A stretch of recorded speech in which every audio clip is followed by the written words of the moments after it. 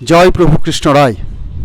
আজকে আমরা আমাদের তেহট্টের অতি প্রাচীন শ্রী শ্রী কৃষ্ণ রায়জির যে মন্দির, সেই মন্দির প্রাঙ্গণ থেকে আমাদের এই কৃষ্ণ রায়জি টিভির যারা প্রচারক বা সম্প্রচারক আছেন, সেই সব ভক্তবৃন্দের বা কর্মীবৃন্দের সহযোগিতায় আমরা এই শ্রী শ্রী কৃষ্ণ রায়জি মন্দির থেকে আমাদের প্রভুর যে নিত্যলীলা, প্রভু কৃষ্ণ রায়ের যে নিত্যলীলা, সেই নিত্যলীলার একটি অন্যতম লীলা হচ্ছে স্নানযাত্রা। তো আমরা জানি ভগবানের যাত্রা সবই শুভ, সেই রকম আরও একটি শুভ যাত্রা হচ্ছে স্নানযাত্রা উৎসব। আমরা স্কন্দ পুরাণে দেখেছি যে শ্রী শ্রী জগন্নাথ দেবের রথ এবং স্নানযাত্রা উৎসবের উল্লেখ আছে। আমরা এই দিনটিকে রাজা ইন্দ্রদ্যুম্নের প্রচারে বা ভক্তিতে শ্রী শ্রী জগন্নাথ দেবের আবির্ভাব তিথি বা জন্মতিথি ধরে এই স্নানযাত্রা উৎসবকে আমরা পালন করি। ঠিক সেই রকম জগন্নাথ, সুভদ্রা, বলরামের মতো আমাদের এইখানে মদনমোহন বিগ্রহেরও স্নানযাত্রা উৎসব হয়। ঠিক সেইভাবেই আমাদের মদনমোহন উৎসবকে আমরা সুন্দরভাবে পালন করব।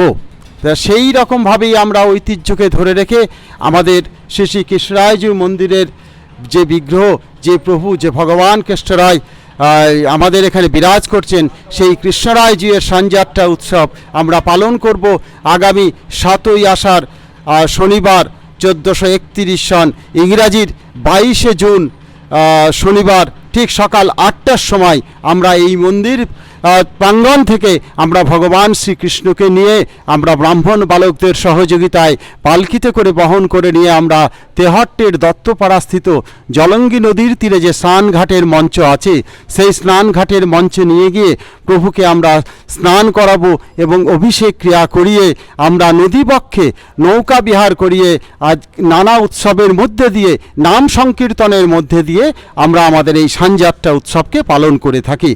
ঠিক সেই রকমভাবেই আমরা আমাদের এবছরের এই 1431 সনের আগামী 7ই আষাঢ় শনিবার যে স্নানযাত্রা উৎসব, সেই স্নানযাত্রা উৎসবকে সুন্দরভাবে মহাসমারোহে যে ঐতিহ্য আছে, সেই ঐতিহ্যের ধারাকে বহন করে আমরা আগামী সেই নির্দিষ্ট দিনে আমাদের স্নানযাত্রা উৎসবকে আমরা পালন করব তেহট্টের জলঙ্গ নদীবক্ষের ধারে যে স্নানঘাট মঞ্চ আছে।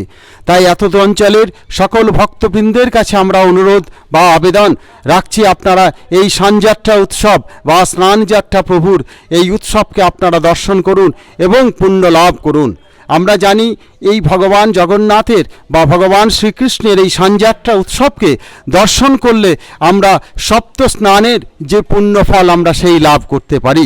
সেই জন্য প্রত্যেক ভক্তবৃন্দের কাছে, কৃষ্ণপ্রেমী মানুষের কাছে আমরা আবেদন রাখছি, আপনারা প্রত্যেকে আমাদের এই কৃষ্ণরায়জির নিত্যলীলার অন্যতম লীলা স্নানযাত্রা উৎসব, সেই স্নানযাত্রা উৎসবকে আমাদের সকলের মধ্যে বিতরণ করে দেবেন এবং প্রত্যেকে সুন্দরভাবে সেই নদীবক্ষে স্নানঘাট মঞ্চে এসে সুন্দরভাবে দর্শন করবেন।